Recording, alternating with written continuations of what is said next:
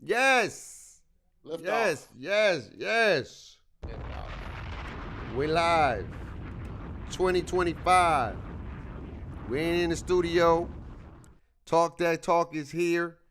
Let's get straight to it. Y'all know the vibes. Welcome back from a very, very long break to Talk That Talk podcast. I go by the name of Bacon. I got my co-host, my brother. Y'all already know the vibes. Introduce yourself. Hey man, it's your boy, Mr. Too Many Reasons himself. 2025 reasons. 2025.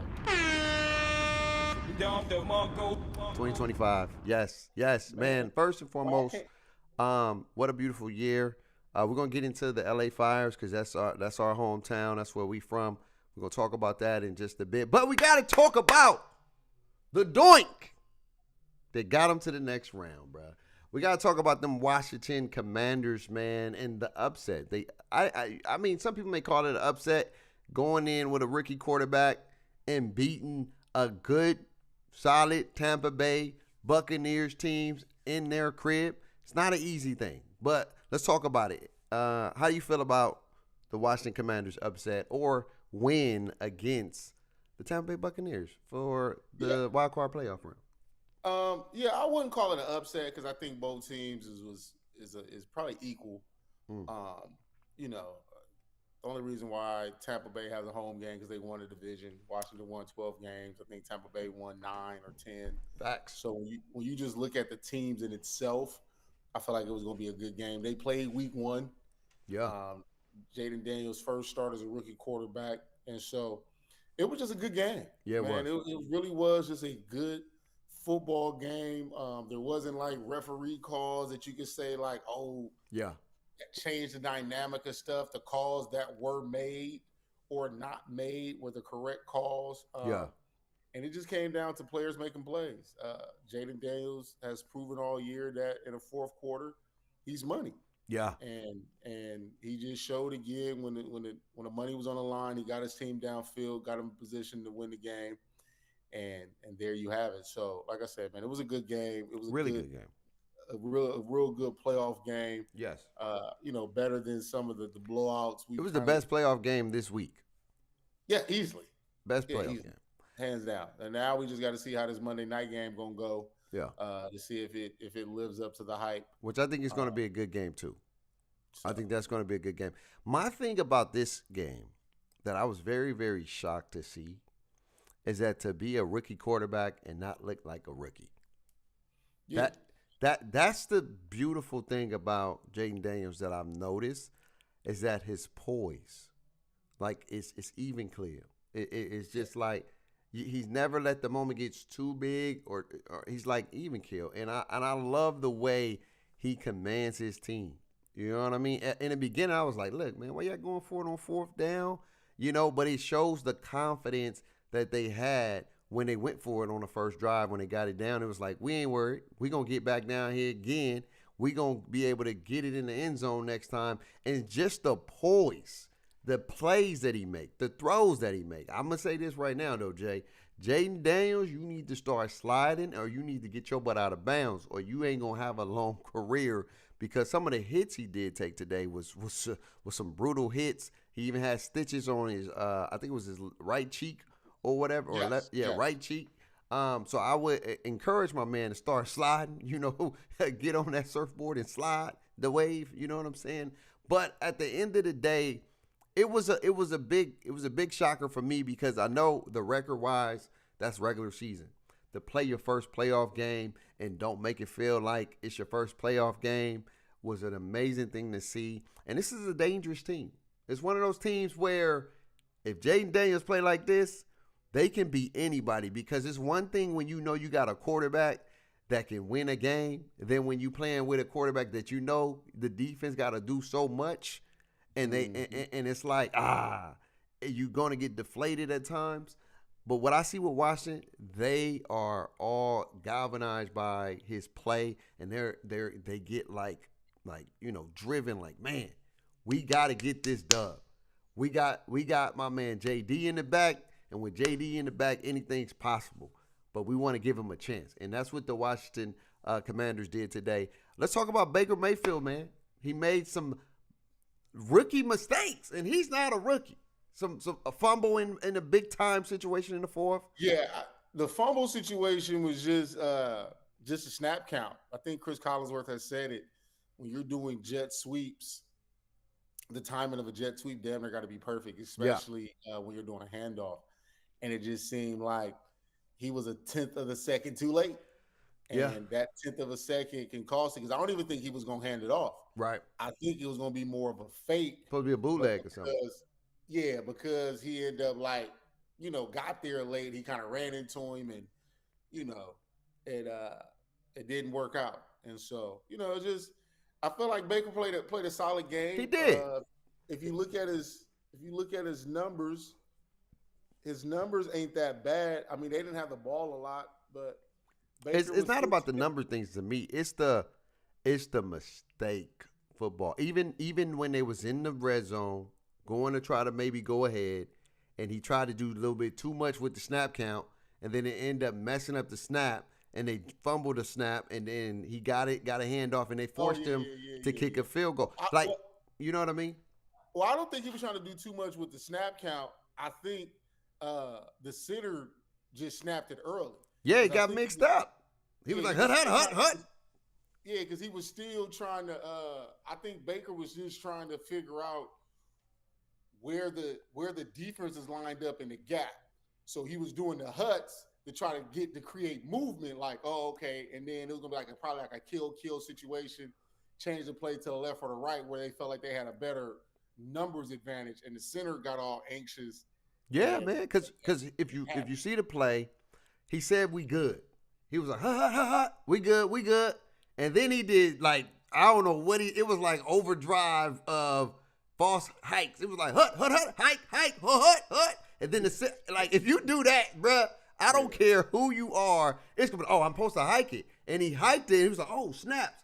And again, he's not a rookie. It's just when you play playoff football, you have to play mistake-free football. It's a team who makes the less mistakes, who wins most of the time. And you saw today when you had pivotal chances to win this game, you got a good stop on a 4th and goal.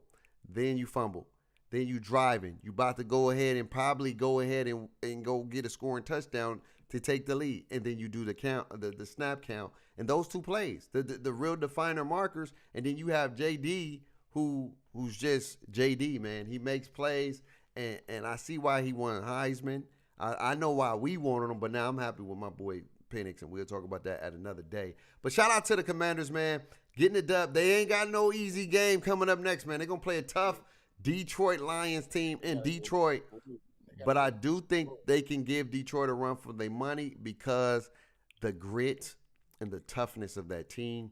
And we're going to see, man, how long JD can keep playing like JD. Anyway, moving on to some other playoff recaps. They played each other this year. No, I don't think they played. No, they didn't play each other. They didn't play each other. So it's going to be interesting. Moving on to some playoff recaps, man.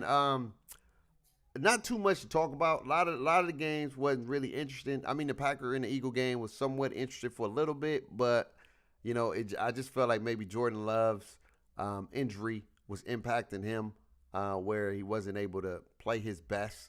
You could tell the throws was off, timing was off, but they still had chances. Had chances. Definitely was a winnable game, but they wasn't able to get it done. And I just think the Eagles, they did enough. They didn't look like, oh my God, but they looked like they did just enough to win that game. What's your thoughts on that game? I just think the Eagles felt that all they had to do was do enough. Yeah. I don't think they really feared the Packers like that. I think they knew once they was able to stifle the run game, because that's kind of what the Packers kind of hung their hats on this year, was run the ball with Josh Jacobs. Yeah. And the Eagles know that they're a hell of a run defense. And so then you're putting Jordan Love in situations where they got to make plays through the air. And the Packers really don't have a true number one receiver. I think that's what they're really lacking, is a true number one. Like Romeo Doubs is not a true number one. Jaden Reed is not a true number one. Yeah. Christian Watson can't stay healthy, so you'll never know if he's a true number one. You got Wicks and Melton. Tucker Kraft, like all those guys are good guys. Those are good receiving cores, but the Packers lack a true number one. And in the playoffs, you need a number one. Yeah, you Like I do. said, we could refer back to the Commanders game, and you're looking at Mike Evans, and you're looking at Terry McLaurin. Um, you feel me? When you look at other games like the Texans, you look at a Nico Collins Yeah. that can step up. So I think the Packers this offseason has to figure out a way to get a true number one uh, for them. Yeah. Like I said, it does work sometimes where you just got enough weapons. But when you're playing against a team like the Eagles, man, you gonna need a guy that where it's like 3rd and 5, you go get open. Yeah. The ball gonna be there. Yeah. And I think that's what either those guys have to develop into that, Yeah. or they got to go get one. Right. And so That's going to be a good game, whoever wins out of this LA Rams and Vikings game. Because I feel like the Vikings but we'll talk about that in a playoff preview. The Bills and the Broncos, at first I thought it could have been something, but the Bills shut that off. They shut that off. You know what I think it was? I think, I'm not going to blame it on the missed field goal, but when you miss points on the board, it hurts the team. It hurts the team. And when the Bills came out and they just dominated in the second half after that. They just came out and they was the better team. Bo Nix, he didn't have a bad game. It just they couldn't find a way to stay on the field. And that's the difference between the two though. It's like you have a Jaden Daniels who's young, just like a Bo Nix, and he found a way to make those plays. And today, Bo Nix, usually, he's able to do some things. He still have some growing to do. He wasn't able to make those plays, and they wasn't able to have sustainable drives. They look good, though, in the first half. Don't get me wrong. Yeah. They was moving that ball. It was looking like it's going to be a game, and then just the Bills turned into another gear, and then they showed why they're going to be a tough cookie to get eliminated in these playoffs. I ain't going to lie to you. Yeah, man, I mean, I'm going to just keep it a beam with you. Sean Payton is starting to look like Doc Rivers of the NBA. You feel me? And you can damn near say it about Mike Tomlin too.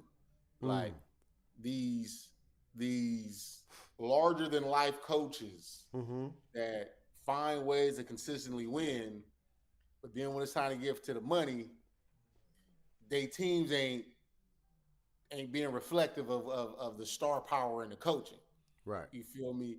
Because I don't feel like, honestly, looking at the game, I don't think that the Broncos are like too much like just overmatched by the Bills. No.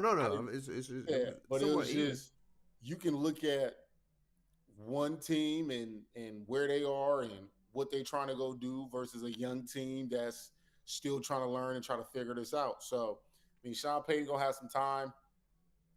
Bo Nix had a hell of a rookie year. Yeah, great rookie year. Shout out to Bo Nix. People with him being technically the last quarterback taken in the draft, and he looked. I mean, to me, when you look at it, if you have to redraft these quarterbacks, I think that I'm taking Jaden 1, I may take Bo 2, Caleb 3, and Drake May 4, and Penix 5. And the only reason why Penix 5 because he didn't get a chance. He didn't play as much as everybody else. I can respect that. But that's like if I was to go. And then J.J. McCarthy would be the last one because he didn't play at all. Yeah. But if I had to redraft those 6, I would go in that order. But even here's the thing, though. The thing is that even if you draft those 6, will they still play? How they play. Teams, schemes, that all matters too. You know what I mean? I think with the Broncos, they're still trying to identify their identity, and they're a young team. Their defense was usually the pillar of their team, but their defense got demolished in the second half. They had no answer for Josh Allen. Stop the run game. They couldn't stop the run, and they was getting them with some gassers, some straight gassers, big 15, 20-yard plays, and they didn't have no answer for that. And usually their defense is the what catapults their offense, and they're not a team that's going to score a lot of points, but they couldn't stop the Bills. And you got to remember, Bray, the Broncos is still paying Russell Wilson. Yeah. So this was a team, to me, that's a year, maybe 2 years ahead of the curve Yeah. because they was not even supposed to be good this year. Hey, I said they was gonna make the playoffs. I did. I did say it. I did. Check the tape. Check the tape. I said it. I said the Broncos is a sleeper that got a chance to make the playoff this year. He was like, I said, yeah, I did. But no, anyway, moving on to the Steelers, since we was talking about Tomlinson. He's 0-8 in the last. Why you giving that man? Tomlin, my bad. You know I got it ain't a show if I don't do what I do. But Tomlin is 0-6, and I think he's 0-8 in the last what? The man ain't won a playoff game since 2015. Yeah. Or something like that. Yeah, and we'll say we're going to talk about the game, but we'll say should Tomlin be let go. Because yes, he's winning games in the regular season, but is it time for a shift? Is it time for a change in Pittsburgh? But let's just focus on the game. We'll save that for another day. But let's focus on the game itself. I just feel like the game, it seemed close, but it wasn't close, if that makes sense. I didn't have no fear that Baltimore was going to lose that game. Nah. I mean, you saw it early. Like, me and the homies was texting. Baltimore should go to the Super Bowl if they keep up with this formula. Problem with Baltimore is they get to these other games and then they try to get cute. Yeah. So, they play the Bills next. And when they play the Bills week 3 or 4, whenever they played them, they just out-physical them. Ran the ball, played keep away, pressured Josh Allen, won the game. The formula is in the formula is there for Baltimore. Run the goddamn ball. Put the ball in Lamar Jackson's hand. Put the ball in Derrick Henry's hands. Run the goddamn ball. And like I just haven't seen a Steeler defense just like they had 196 rushing yards in the first half. Like they almost hit 300 for the game. Yeah, it was bad. Like I've never seen a Steeler defense just get like manhandled. Like it was before. Derrick Henry was already, and you know what Derrick Henry, once he get a full head of steam, it was like, right. Jesus Christ. Yeah. Man, he gave my man Fitzpatrick a stiff arm. I was like, boy, you all right? You okay? You want me? But the thing is people were getting stiffed on all weekend. Yeah, it's been crazy. What Dallas Goddard did to the boy from the Packers, like that was tough. He stiff-armed him, ran him over, and then ran into the end zone, babe. Yeah, it was tough. And so you got to think about this. That's the last impression of you. Yeah, that's tough. That's tough. That is tough. No, but for real, that's tough. That's the last impression of you till next year. Like that was crazy. You're gonna run that highlight a couple of times tomorrow. It's gonna get ran. It's gonna get ran. You're gonna be on SportsCenter. You're gonna be on the highlights. You're gonna be on IG, you're going to be post. You may even make the cut when my man pitch down your legs, moment too big for you. You're gonna make that too. I'm just letting you know you're gonna make it for sure. Yeah. The one thing the Steelers have, they have a toughness problem. Number one, they look good early, but I think they just went into the slump and they never got out of it. And I know, and you know what I think it is, and we'll talk about this later because we're going to keep it going. I think it's an issue with Pickens. Pickens, it's one thing when you have a cancer, and he's a hell of a ball player. Great guy. He's going to be a specimen. I just think when it's toxicity in the locker room, it impacts the play on your offense. They ain't been the same since and Russell Wilson is a nice guy. He's not a confrontational guy. He just, because you can see even with the plays he was throwing, some of his throws was just forcing it. It was like, I got to get him the ball because if I don't give him the ball, he's going to complain about not getting the ball. It's that kind of feeling. But to Pickens' credit, he had a big-time game. No, he did, but I feel like in big moments, he was just looking at him too much where it was plays where some people, like sometimes – what makes great quarterbacks, or just what makes Tom Brady who he is, it's not that he ain't going to throw it to Randy Moss when he have him, but sometimes you're going to check those checkdowns just to open up those deep balls even more. But what Russ do sometimes is like, bro, you just get the 4 yards, live to fight another day, get a field goal.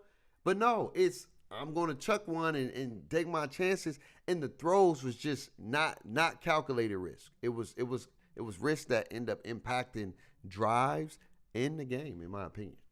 I think the Steelers' problem was they came out with the mindset of like, this is about to be an old school Ravens versus Steelers game. You feel me? The Ravens coming out running the ball, so we gonna come out and run the ball. Nah, man, you got to come out. I would have came out and start pushing the ball down the field like they did in the second half. Once they opened up the offense and start playing more on the perimeter and start going to the running game as a secondary option instead of a first option, they got more traction. They was able to get downfield and they was able to make the game look interesting. Obviously not competitive. Yeah, because it was but they was down by. But that's what I'm saying. It's because they was only down. They was down 21-0. Bro, that's a scut. That's GG's. That's off the sticks. Yeah. But that's what I'm saying. But they were down 21-0. And then they get together that 95-yard drive and right. made it 21-7. Yeah. And then Henry stiffed armed the dude and when they scored. They got 28. 28. Came down and they scored again. 28. And then they didn't do nothing else. But I feel like the plays that they were calling and how they were playing the offense. Yeah. You could have did that in the first half, right? Because it wasn't like they was in a real super high tempo. They was in like a solid tempo offense. Yeah. But like you said, they were kind of taking what the defense was giving them. Right. Instead of in the first half, they trying to run the ball on first down, getting stuff. Run the ball on second down, get stuff. It's old traditional football. It's the old Steeler way. Yeah, and it was like, nah. Sometimes, man, you can't. That's not the way. You it's feel not. me? And you got to think about it. Baltimore defense, pass defense, up until week 14 was like bottom half of the league, or damn near bottom of the league. Yeah. They picked it up towards the end, but they was at the bottom of the league. The same dudes who picked it up at the end was the same dudes at the beginning. Yeah. I'm attacking what they were. You feel me? Secondary. You got to attack the secondary. The secondary been suspect all year. Yeah. So for you not to try to exploit that and do more with that, to me, I think the Steelers still do need they need a number one. They need a number one, and they need two. They need number one. They need a solid 1A. You know what I mean? Not the number one, but a solid one. A lot of their receivers are too small. You know what I mean? Calvin Austin is small. Mike Williams is. You just don't know what you're gonna get out of him. You got what I'm saying? Not playing enough. Because, like, to me, you should be walking out there with Mike Evans and Pickens on the outside. You mean Mike Williams? Mike Williams. Yeah, Mike Williams and Pickens on the out. Mike Williams and Pickens on the outside. Put Calvin Allison in the slot, and now you got options. Yeah. Fire moves at tight end. You got Jalen Moore in the backfield. You got Najee in the backfield.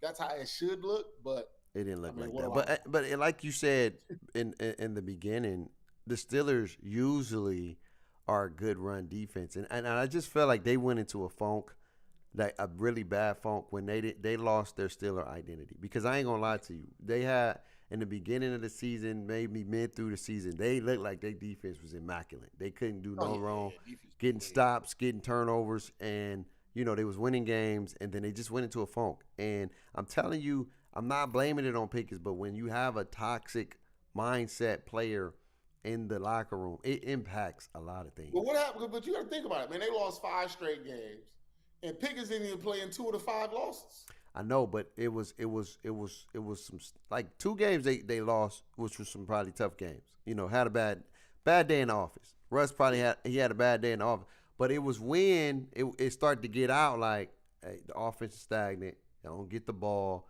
They don't look for me type thing. I'm open. And I'm not mad at number one receivers wanting to be getting the ball. I ain't mad at that. But it's always a way you go about it. It's always a way you go about it, man. You never want to be a detriment to your team. That's the number one. Hey, you know what I mean? How do we fix it? Like, what's going on? How do I be a better player to help our team win? You know what I mean? You're not going to always get the ball. Usually people going to have combo coverages, stack coverages on you because you're the number one guy. So if that's the case, we got to figure out ways where we can get you the ball in other ways. Maybe it's some jet screens. Maybe it's some jet sweeps or something else just to get you in the rhythm. But don't always think you're going to always get the ball every single time. And that hurts any quarterback. Whenever you just iron one dude the whole damn time, it's never good for the team. And again, the Steelers, they lost their way because the Steelers, no matter what, they've always been able to run the football. They wasn't able to run the football. Yeah, I mean, the Steelers, they've been running football for a minute now. Like, that's that Steeler ground game that we're accustomed to seeing. We ain't seen that in a while. Scoot over this way. Yeah, this way. Yeah, there we go. And I mean, they end up, you got to think about it. They had that stretch where they played Philly, the Chiefs, and the Ravens. Yeah. That's a hell of a stretch. That's a hell of a stretch. That's a hell of a stretch. You feel me? So, you know, I don't know if they're going to bring Russ back. I don't know what they're going to do with Justin Fields. I don't know if they're in the draft in the quarterback market or what they're going to be looking at. And like you said, we don't know what's about to happen with Mike Tomlin. Yeah. It's going to be interesting. Could be an interesting time for a new voice. But if if they let Mike Tomlin go, he come to Vegas. Yeah. We got a head coach. Scoot over this way. You keep going out. Yeah. We got a head coach in Vegas. Yeah. But last but not least, man, getting into probably I thought was the real upset. I did not think that the Texans was going to force my man Ice. He got melted in Houston.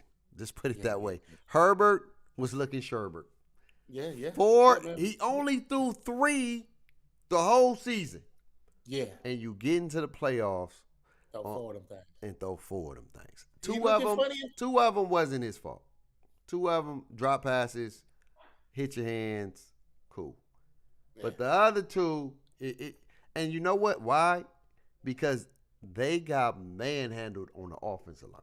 If you look at the game, the man didn't have that much time, and I always tell people, even the greatest will look average when they don't got time. We saw with Pat Mahomes when he played against the Bucs, he had a negative 500 rushing yards. That was crazy. I still don't believe that.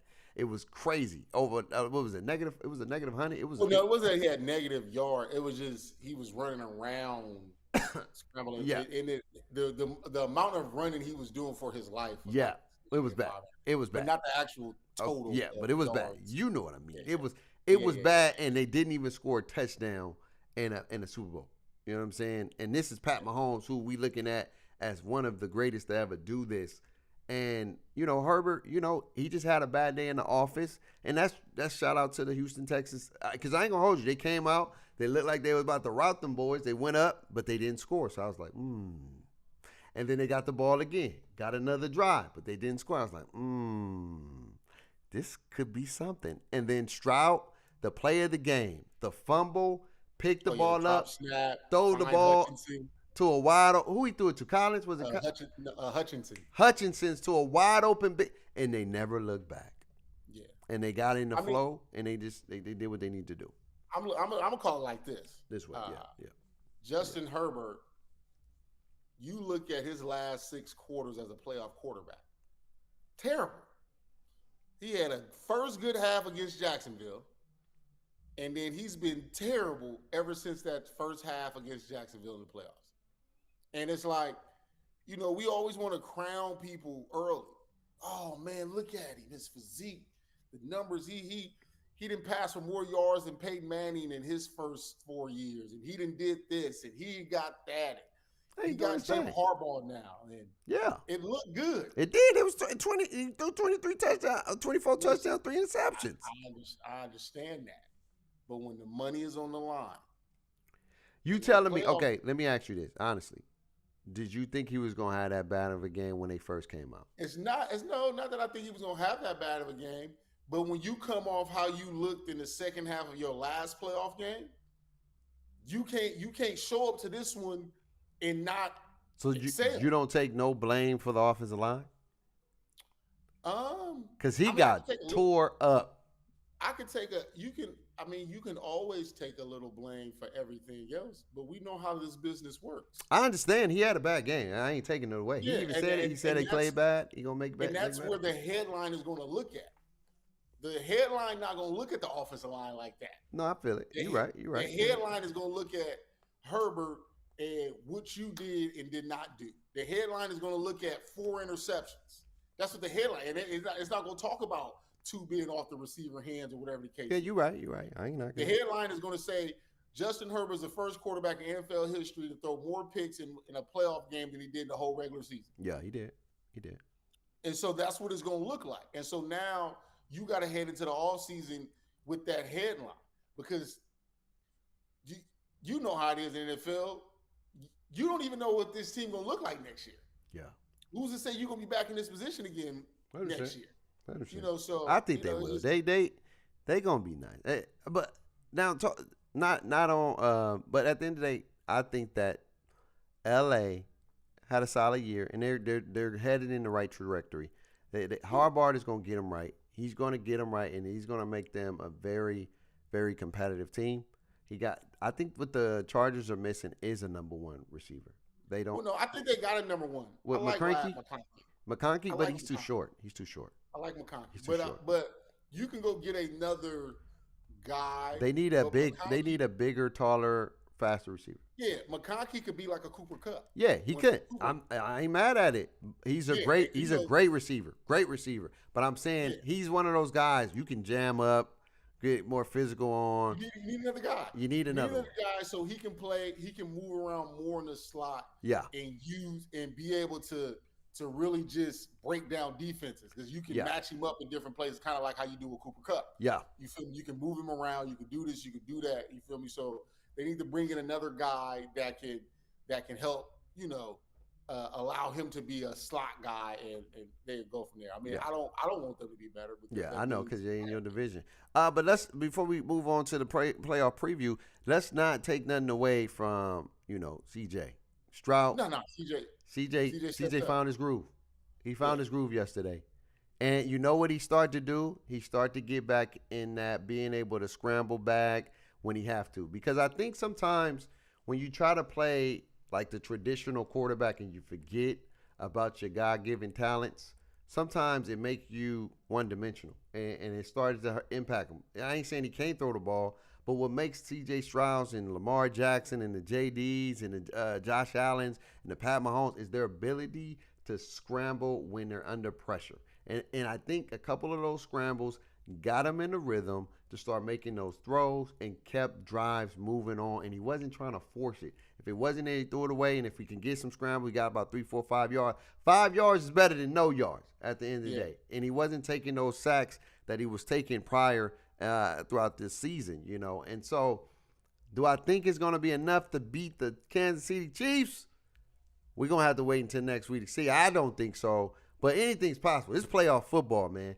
Anything is possible. Don't think anybody's sweet. You know what I mean? I know we saw some blowouts this week, but you don't take anything for granted. Don't play with your fool if you're the Kansas City Chiefs. If you straight about that business, you better be about that business because you don't want to see Texans who almost had a chance to they almost beat the Ravens last year. It was the Ravens. No, wasn't it the Chiefs? They played the Chiefs too. They almost beat the Chiefs. They beat the Ravens. No. They almost beat the Chiefs. No, that was this. I think that was last year. Didn't they almost beat the Chiefs? Nah, because they couldn't have played the Ravens and the Chiefs. No, the Chiefs played the Bills. The Chiefs played Baltimore, and Baltimore lost to because remember the Texans beat the Browns, and then they played Baltimore in the second round. Baltimore beat the Texans. Oh, Baltimore beat the Texans. They almost beat the Baltimore Ravens. So the Chiefs almost lost to the Bills? Yes, because the Chiefs had to go on the road and had to go win in Buffalo. Yeah, they did. Then they had to go win in Baltimore. Yeah, they did. You're right. I lied. Yep, you're right. Yeah, they almost beat. The Texans played the Chiefs this year, and they lost by 8. Yeah, so it's a winnable game, and I don't even think they had Collins. Did they have Collins that game? Yeah, Nico played. Okay, I was just wondering. But it's not going to be an easy game by far. And if you know what's been the Achilles heel, the Chiefs' offensive line, and if they can get that same pressure if they get to hunting, and it was the front four, they didn't blitz. If the front four to get that pressure on Pat Mahomes. Yeah, Will Anderson, Danielle Hunter, them boys get to. So that's not going to be the Chiefs better come ready to play because that 3-peat can be 3-0. 3-0. Anyway, let's move on to the playoff preview. How you see the Mars game going? You got the Vikings. You got the Rams. How you see it? It's a pick'em game, man. Like they played earlier this year. The Rams controlled that game. for the most part the whole game. The Vikings had spurts and moments, but it's like, what Andy Dalton are we going to get? Somebody had posted a little highlight thing when they played the Lions, and Andy Dalton basically missed out on 3 touchdown passes. I mean, not Andy Dalton, Sam Darnold. Yeah. Missed out on 3 touchdown passes, and they were bad. They were bad balls, and not reading, not having a good feel. So it's like, what Sam Darnold are we gonna get tomorrow night? I think we know what kind of Rams we're gonna get because Matthew Stafford is big time in these moments. So we just got to see. Yeah, that's why it's a very interesting situation. My heart is saying the Rams, but in my head, I feel like the Vikings got a lot to prove and should go win this game. And you feel me? It has set up a good game between the Vikings and the Eagles heading into next Sunday. I feel that. I think the Rams are going to beat the Vikings. I think that, as we're going to talk about in just a bit, I think they got something to play for now. I ain't saying they didn't have before, but now, how do you change the landscape of a national disaster? You by changing the climate, winning games, and using that to galvanize your troops to say, we got to win this for our city, boys. We didn't get to play in our home because of what happened, because of the wildfires, and so now let's go ahead and bring one back home for the city. Yeah, and I mean, like I said, that's why I say my heart is picking the Rams, just because it's like that is something to play for. That's a different chip. It's a different mindset. You thought that would go into the Chargers, but obviously, it didn't. San Diego. It got hot. But here's my thing. I think Minnesota is the better team per se because they defense. Don't sleep on the Rams defense though. They have been getting in a stride and they have been getting in the rhythm where they look like one of the best defenses as well. And I do not sleep on experience. We seen Darnold in the regular season. Hell of a season. Resurrected his career. If you don't stay with Minnesota, he's going to find a team and he's going to play. But one thing and we both know, is the playoff is a different beast. And on top of that, you playing a healthy Rams team now. They ain't been healthy all season. And that's one thing we knew. The Rams was going to be tough if healthy. Kupp is healthy. You know what I'm saying?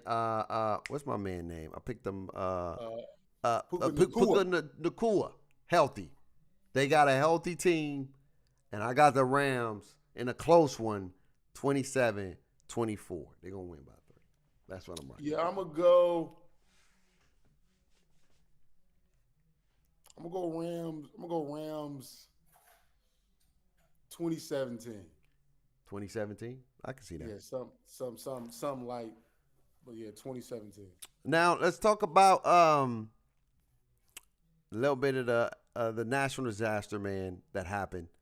The Santa Ana winds had created multiple wildfires. I think the death toll is up to 15. If I'm not mistaken, it's a little bit more. That don't quote me, but it's up there. Over basically a whole damn city is gone. Yeah. 2,000 homes, over 2,000. What is it? 10? Was it 2,000 homes burnt down? Something to that effect. Yeah. 100,000 people close to evacuated.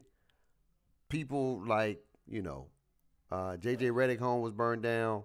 Other family homes was burned down. Celebrities. Just the working class. Tragic. Yeah. It was a tragic sight to see. But here's the thing. The crazy part about it is that, we was at church today and the pastor was talking about the LA County knew that this was a potential disaster happening. Mm-hmm. And they didn't do nothing about it. Well, I mean, it's not that. So my boy had posted this in our group this way. chat. Scoot over this way. Joe Rogan was talking, and this was probably like a few years ago, and Joe Rogan had talked to like an LA firefighter. Yeah. And the LA firefighter told him, he was like, it's going to come a time where it's going to be the right wind Yeah. with the right fire, Yep. and there's going to be nothing we can do about it. Mm. And he was like, for real? He was like, yeah. He was like, we honestly get lucky that the winds is what help, is what pushed, is what really drives this. And if it's a wind that can really drive this into the negative thing, it's not going to be nothing they can do, because all you got is groundwater. You can't fly a helicopter in to bring in that stuff that wipes out the fire, because the winds are too bad. So all you got is groundwork versus the aerial work. The cool part, I mean, the part is like the winds that start to calm down, which you start to see more aerial work. But my cousin, who's a weather reporter out in LA, she basically said it's about to be 2 or 3 more waves of super high winds is about to kick back up starting tonight or something to that effect. Yeah. And so it's really just one of those situations where you got to try to calm it down as much as you can, but it's Mother Nature, man. It's one of those things that we don't have too much control over. And in the biblical aspect, it's like, this is what this will look like. Yeah. You feel me? When he decides he wants to show up, because he already did it with water. You feel me? And the next time he said it's going to be with fire. So, this was a very unfortunate small preview that if you don't get right, it ain't going to be right. Yeah. Yeah. No, real talk, man. It was very sad to see, man. Especially the pictures. Shout out to the firefighters, man, and the people who helped provide those families. I'm seeing a lot of GoFundMe's. Somebody they raised $20,000 already. Yeah, I know. I think a person that was a Laker fan lost their home, and AD donated $20,000 to them. Yeah. And all that. I know that Fresno and our fire department out here in Fresno and Clovis, Sanger, Kingsburg, Los Banos. Yeah. People were sending fire help. And the crazy part is Mexico. Yeah, it was a lot of folks. South Africa as well. Yeah, sending help. So yeah, it's a beautiful sight to see that, people are willing to try to help and try to galvanize as a community, as a nation, to try to help this out, and it's good to see football players and celebrities and everybody, praying for LA and praying for the families and praying for our community out there and all that kind of stuff, man. Just checking on the loved ones and making sure everybody okay. And, our families are more closer, south and not really in the mountains. But like I told when I talked to my mom, when you're checking in, you don't know who somebody knows. Exactly. And that's the thing. You feel me? So, that's what makes it an important situation. Yeah, man. But sending our love and our prayers to the city. And sometimes we lose things to rebuild and to rebrand and sometimes that memorabilia you probably never get it back because it's probably lost, but you create new memories, you create new moments, and you never forget history, you never forget things that you experienced in that home. I remember in the LA Watts riots when our grandma home got burnt down, and literally it was crazy. It was shooting, killings, all kind of stuff, and they burned their house down. And she was able to get out of there, but it was just crazy to be alive during those times, man. But shout out to the city, man, and shout out to everybody who's been helping and supporting, and you're in our prayers, and we definitely pray things will improve in due time. Before we get into the drama, gotta talk a little bit about it. Wrestling recap. A lot has happened. Yeah. Roman Reigns, tribal chief. Yeah. You got Cody Rhodes about to face Kevin Owens. The Rock comeback. We're on Netflix. Yeah. A lot of stuff has happened. Yeah. And we're going to dive more into it as the show progressed throughout the year. But just your thoughts, just the Netflix I special. mean, we kind of talked about it. It was a good show. You know, Monday night was a solid show. I mean, you really kicked it off with SmackDown the Friday before because you got to see the new ring Yeah, and I like the new ring. It's pretty dope. going against the traditional like powder blue mat, but Yeah, going with a solid color. it's nice. Um, so you got to see that because I think Tiffy had won her title. Yeah, she checked it, she cashed it in, and Yeah, you was right. Charlotte's coming back, and you said it. You said Charlotte. You can see Charlotte versus just because of that. The same, old school. Yeah, it's a good story. It's a good story. It's a good story. So, like I said, they got it kicked off with Tiffy winning on that Friday night, ushering a new era of wrestling or WWE, especially with them being on USA. And then when you get to the Monday night, I felt that although it was a great show, very anticlimactic. Yeah. Like there was no like ooh moment. You feel me? All the matches was clean.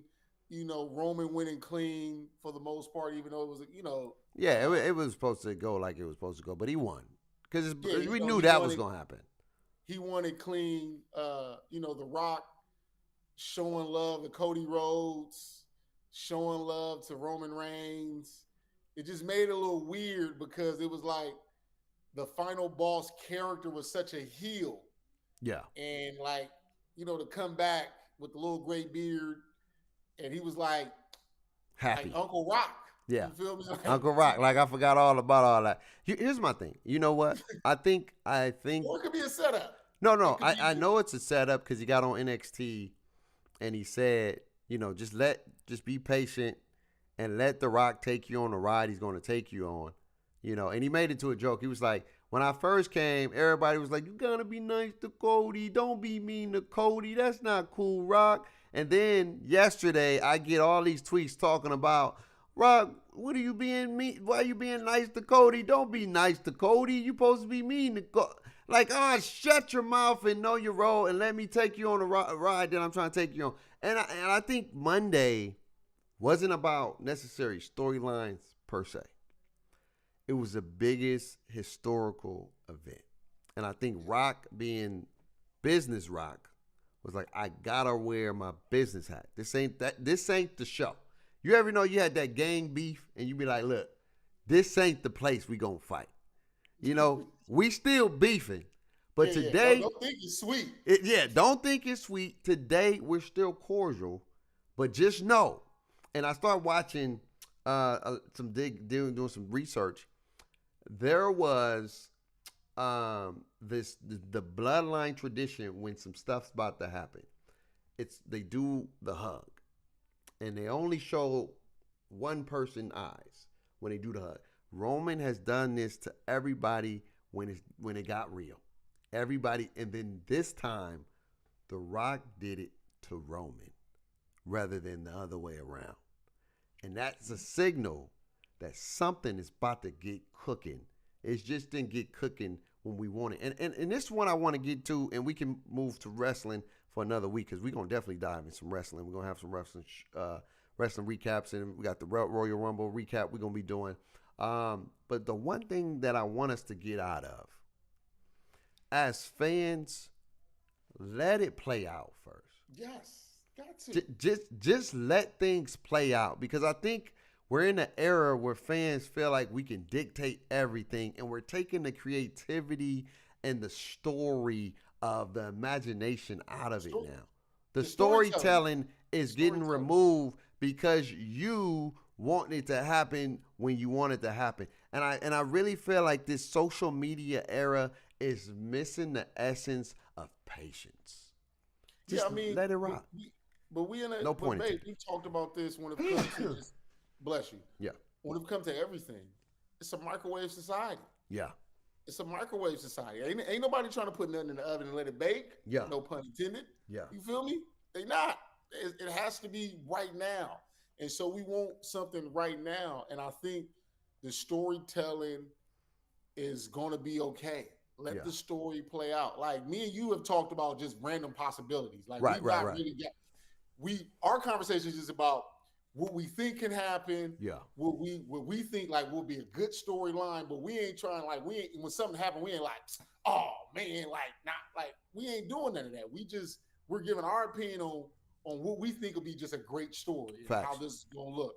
You feel me? Because like right now, Randy Orton is still missing out the picture. Exactly. There's You a feel whole me? lot of stories. And that's a big piece. Big this piece. book. You feel me? Just that relationship between Cody and Roman and Rock and Cody. It's good. dynamics that have to continue to be played out. You gotta iron this out. You gotta let it cook. Like, And I think what also is hurting it is all the former wrestlers and people with podcasts. bro, look, I'm not knocking podcasts, but I feel like everybody podcasts. Everybody want to tell you what it should be and how it should be, and they not understanding when it was there. At the end of the day, it's an art. This is an art, and you gotta let the art or the artist finish their painting, and then critique. We are critiquing why they painting. We don't even know what they painting. Like, why you doing the eyebrows over there? Like, why you put the color right there? Let it finish.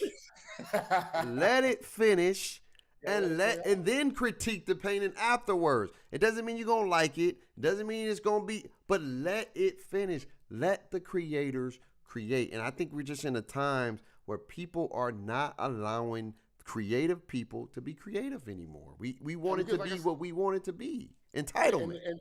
And it's the thing is like you said it, babe. It's the social media era. Yeah. Because you think about the storytelling that happened during the Attitude Era, right? Or during the not the Vengeance. What was the Monday Night Wars? Aggression. No, the Ruthless. So you have the Ruthless Aggression era, with John Cena. John Cena era. Yeah, like it was storytelling happening because there was no social media. You just had to be enamored in it, and then a lot of people got turned off by wrestling because all the big names were leaving. Yeah. And it was like, oh, I don't really want to watch wrestling like that. But it was a lot of good stuff that happened during the Ruthless Aggression era. And then it was like that whole time period where things got a little weird and people stopped watching it as much. And now we're back to where we are. So, you just got to trust the people back there, man. You got to trust Triple H's vision. I think he's been doing one hell of a job of having to revive WWE, revive wrestling, and we just got to let this play out, man. Yeah. We got John Cena back. Yeah. We don't know how much we're gonna get of him, but we know he's here. Yeah. And I like his story. And like I said, we're gonna dive into some wrestling recaps, especially when they do the Royal Rumble in a couple of weeks. We definitely gonna be going live. We may even do a watch party where we watching it and then talking about it at the same time and then doing a little recap. Definitely. It's 2025. 2024 was not a down year, but it was more like a get things in order year. This year we ain't looking back. Time to get right. Time to get lit. On to small news. Drama alert. Drama alert. Drama. There's some beef brewing between two goats. Yeah. Between Drizzy and allegedly.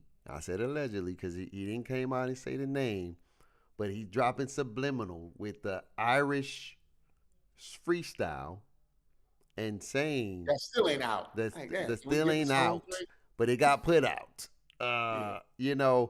About LeBron James, having a second life out in the streets, doing things. Yeah. He didn't tell on them. But now other people like DJ Academics and females and other stuff is trying to expose. Yeah. How do you feel about that? I wouldn't, me, I'm a big Drake fan. I don't always agree with his tactics. Yeah. Per se. Yeah. But as a human being, I understand his feelings. Right. And I think what my problem with a lot of people is like people have erased the human element out of all of this stuff. And, and I had this conversation when I was talking to people about, Bakey, You're gone. Oh no, I'm here. I got you. Yeah. Okay. Yeah. Yeah. I don't know what people didn't talk about the whole DeMar DeRozan situation when him and Drake had their little spat. And to Drake's point, is like we supposed to be boys. Right. You feel me? Like Bron, like I think he got Bron tatted. Yeah, I think so. I think he does. Yeah, I think he got Bron, Yeah. KD, Steph. I think he got those dudes tatted. And when you big hanging out, Which is crazy. and It's crazy. you feel me? It's weird, but That's crazy. yeah. But when you hanging out and that's your boy, and even to the point where you got to think about it. Remember, Bronny had that whole health scare. Yeah. And what did Drake do? He brought Bronny and Bron out with him for his concert. You feel me? As a show, like I'm here for you and all that kind of stuff. And so, yeah, you can say, well, it's just music, but it's also just about what you supporting. What you support and reading the room. Yeah. You got to be able to read the room. And I think with Drake is never, and again, this is me just speaking this into the world. It's totally different. Yeah. But I think with Drake, it's not about you liking the music, because music is music at the end of the day. Yeah, it's music. It's about how you're going about doing it. Yeah. You feel me? You can stay neutral without looking like you sacking somebody else. Yeah, like you siding with the other man. Yeah. Or the other side, put it that way. Not even the man. Yeah, and it's like, Bron, you live in LA, so it's like, oh, I'm big. It's like, nah, bro. You feel me? Like, you had Drake on the barbershop. Yeah. You feel me? You didn't even have Kendrick on your barbershop. You ain't had Kendrick on the barbershop. Yeah. You feel me? You doing interviews with Drake. You hanging out with Drake. This is your man. Supposed to be your so man. You look. And that's what I'm saying. The human element, I get it. Totally understand. But I wouldn't go about it the way he's doing it, but I understand. The bro code is snitches get stitches. And you ain't even supposed to put it out there. You know what I mean? And I understand, like I said, sentiment of what you're saying. I agree. If you supposed to be my dude and we supposed to be boys, like, there's just certain things that you shouldn't do. Especially if we had conversation, especially if we allegedly did some things we weren't supposed to be doing. Especially, right? If you my boy, you my boy. Simple, point blank, period. The end of it. But and I think Drake, he got to see. It's not even about because you've been hearing Drake about people ain't really rocking with him. But I think this one hurt him the most because it was people that he thought that was his brother's brothers. You know what I'm saying? People that like, these supposed to be my dogs. Like, I can understand the side that's beefing with me or whatever the case, but not the dudes that I've been backing and supporting and having a back and look, the music is cool, but when you start dancing to me being a pedophile, when you know I'm not a pedophile, and this is an opportunity to be like, yeah, I don't really rock with that. The song was clever, but, Drake my dog. All Brian had to do, Drake my boy, he ain't nowhere near no pedophile, though. I can vouch for that. Regardless, people will be like, Brian just Brian, whatever, but you know where your loyalty lies. And I understand you being in LA, you can't vote against Kendrick. You can say, hey, that was a crazy song, but come on now, it's Drake. Drizzy ain't no pedophile now. Like I said, man, I think me and you talked about it. Pat Bev on his podcast had basically said, like, he don't allow Not Like Us to be played. Yeah. Like, soon as he come on, he like, hey, cut that off. Because he like, I done been to this man's house. Yeah. His son is calling me Unc. Yeah, I'm not about to let you tarnish his name like that.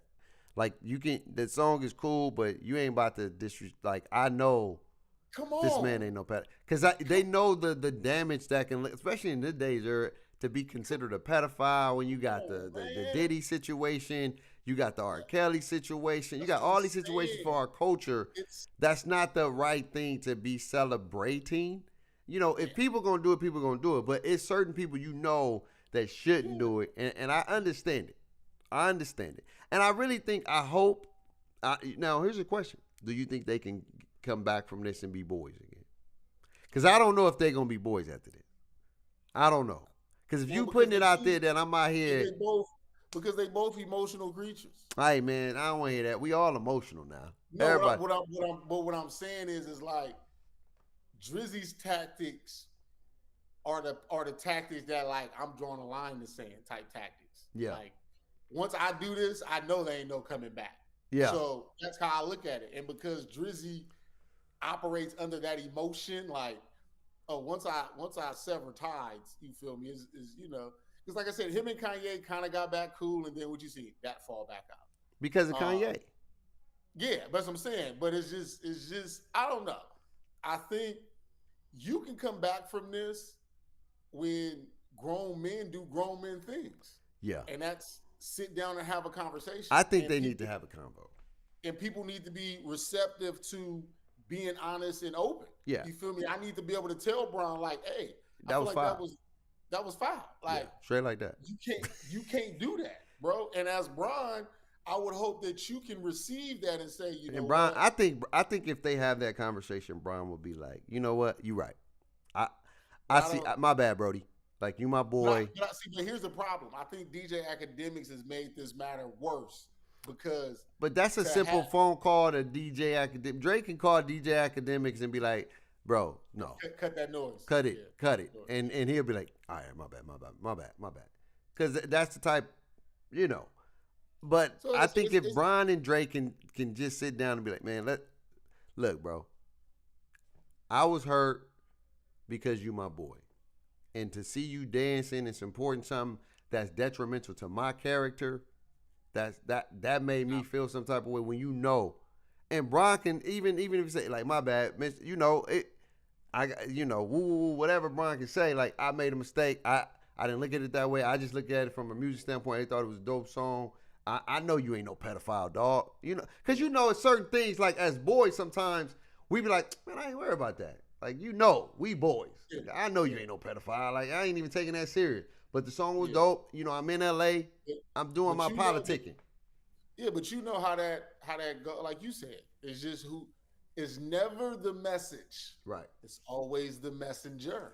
Yeah, 100%. It's always the messenger. 100%. Two people can say the same thing, but if this person with a different status says it, it's gonna hit differently than that person whose status is differently. 100%. And so when you look at their relationship and just the dynamic of their relationship, they were supposed to be boys. That's why I was shocked to see Bron doing what Bron was doing. But that's why I like.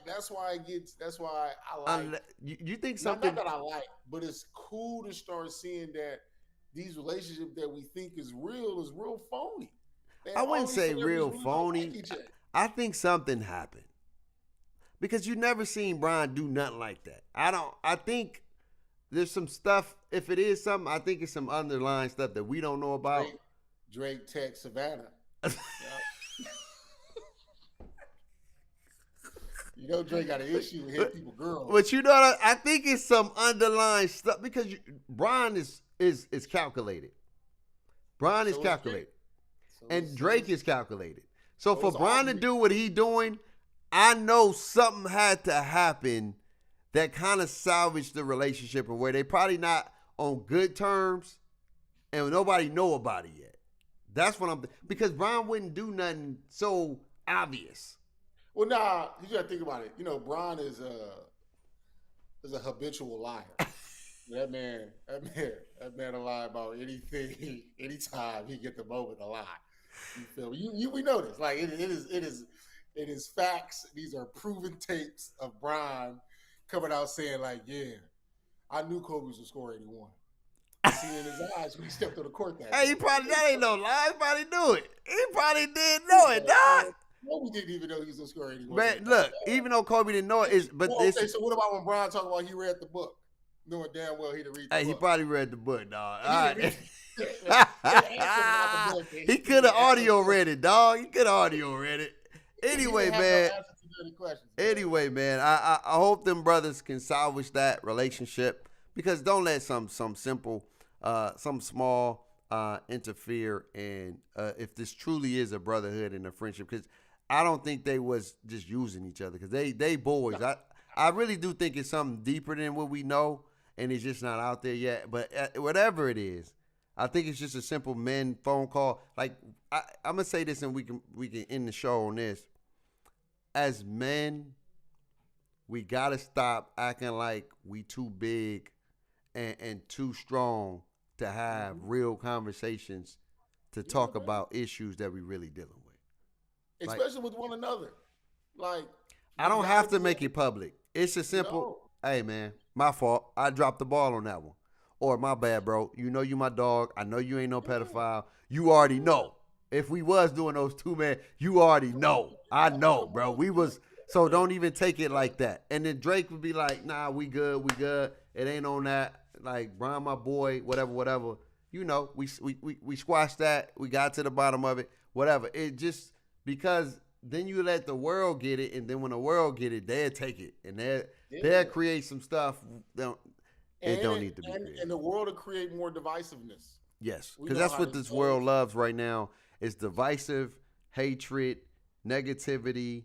It's just bashful. They don't want to see nobody win if it ain't them. Nah, because you said it. If it bleeds, it leads.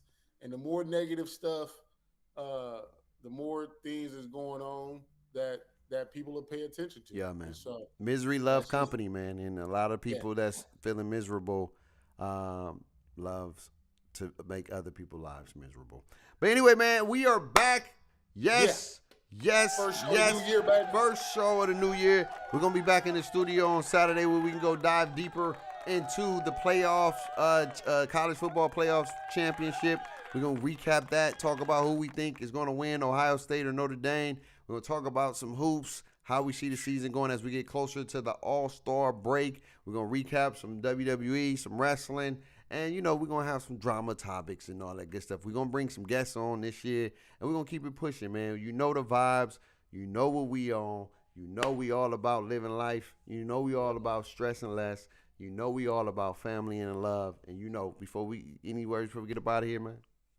No, man, it's just, I'm looking forward to this year, man. I'm excited about everything going on. Take time out to congratulate Bake for winning the Talk That Talk Pick'em. Oh yeah, I ain't even want to do you like that, but you know, thank you. I do it. You feel me?